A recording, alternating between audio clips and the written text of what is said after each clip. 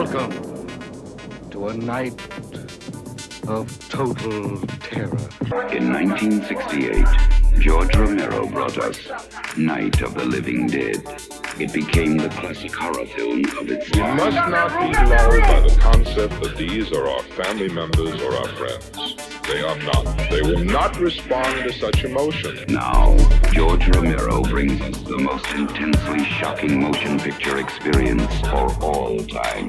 It gets up and kills. The people it kills get up and kill. When there is no more room in hell, the dead will walk the earth.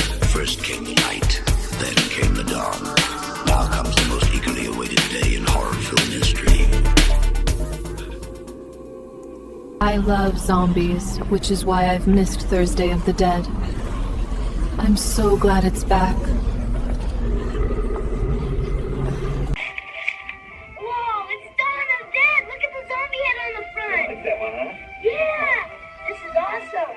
Oh, there's a mask, too! Put it on, let me see. Okay, ready?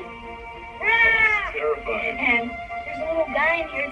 They're everywhere! When the dead refuse to stay down, 4 strangers take shelter where the lights never go out. We hold the line, we keep this place ours. But the mall is a prison, and the horde is hungry. I got it back! From beyond the food court comes a puppet nightmare of consumerist carnage. We're not gonna die in a shopping mall!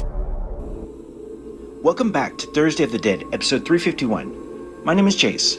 Today's episode is part 1 of, I think, 3 episodes covering Living Dead Weekend. This is going to cover basically Thursday, the flight, the travel, and my unboxing of a book that I read on the flight, which is Jeff Moreno's The Farmhouse 7, which is the making of Night of the Living Dead. There's some really cool information in this book, and I learned about it. Well, I'd seen it before, but when I saw it referenced in Daniel Krause's Partially Devoured, I thought, oh, I need to pick this up. And I'm glad I did. My flight from Las Vegas to Pittsburgh was a nonstop, but long. I have problems sitting for a long time. I have back problems. And so I had a cushion, and I use a book generally to distract me from any apprehension I have or anxiety about flying. I'm getting better, and I used to really enjoy flying. I don't know, something in my old age. But this book is interesting because of the way it's formatted. It's funny. It's unauthorized, and he makes a point in the intro to say it's unauthorized. And so as I was reading it, it would say filmmaker. There's a quote, and it would say filmmaker.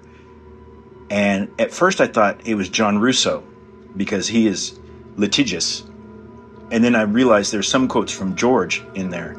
I thought, okay, he just can't reference anything specific for George or John. Although he mentions John and George at certain points, but I guess the quotes he couldn't attribute correctly.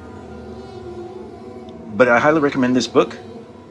And before I started reading it, I had a giant beer in the airport, which helps a little bit. As I said, a 5.5 hour flight. It was pretty smooth.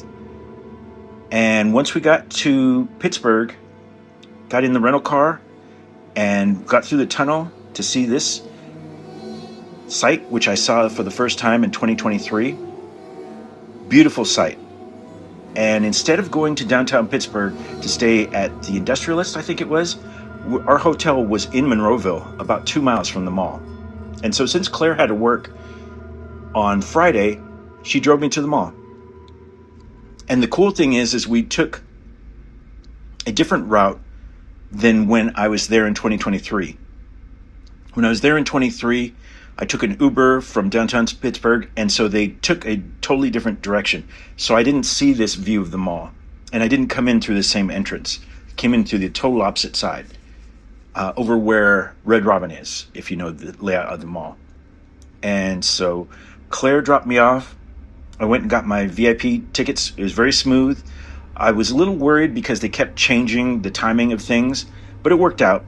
And so while I was standing in line to get my VIP pass, well, both of them, one for me and one for Claire, I saw in the line Stezio Ducardi and Alpha Romero, I can't say, Michael, and saw a couple other people, and so it was cool to be in there just as it's starting and seeing friends.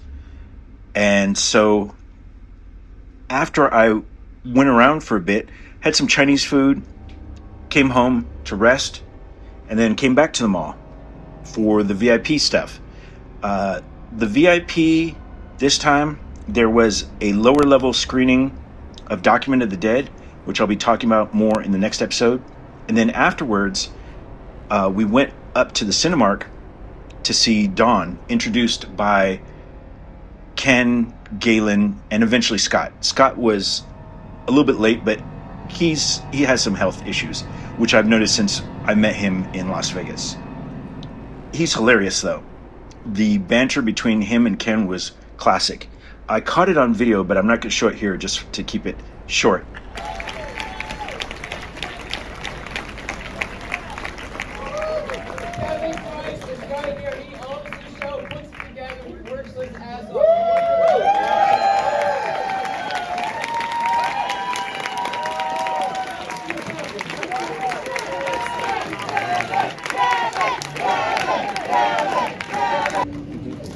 And here was the amazing part. Seeing Dawn of the Dead inside where JCPenney's used to be, in the Monroeville Mall, introduced by the cast. Incredible. After the movie, stumbled back to the car, drove back to the hotel. Luckily, we were very close, about 2 miles away. And so part 2 is coming next week. And there's going to be a lot of stuff to cover. Thanks for watching.